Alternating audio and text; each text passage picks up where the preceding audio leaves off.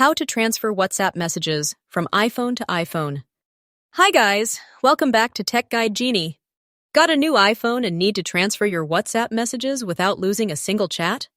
In this quick video, I'll show you the easiest way to move your messages from one iPhone to another, fast and hassle-free, even if you don't have an iCloud backup.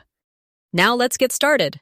To ensure a smooth transfer, make sure both your old and new iPhones have the latest iOS and WhatsApp versions. Both devices should also be connected to the internet. To start the transfer, open WhatsApp on your old iPhone. Go to Settings and open the Chats configuration page. Tap on Transfer Chats to iPhone, grant the necessary permissions when prompted, and click Start to begin the transfer. Next, take your new iPhone and place it close to your old device.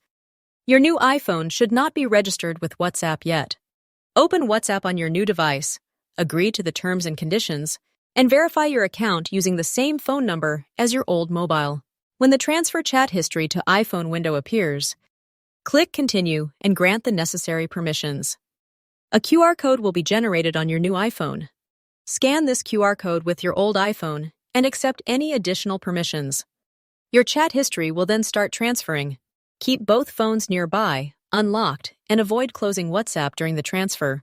Also, note that messaging will be paused during this process. Once the transfer is complete, set up your profile on your new iPhone, and you should see your existing messages in the chat list.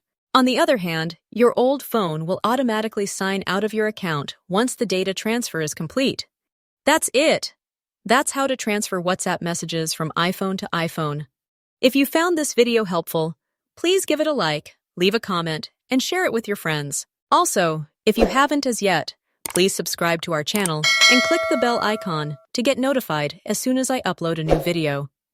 If you have any questions about this tutorial or want me to create a video on another topic, leave a comment below.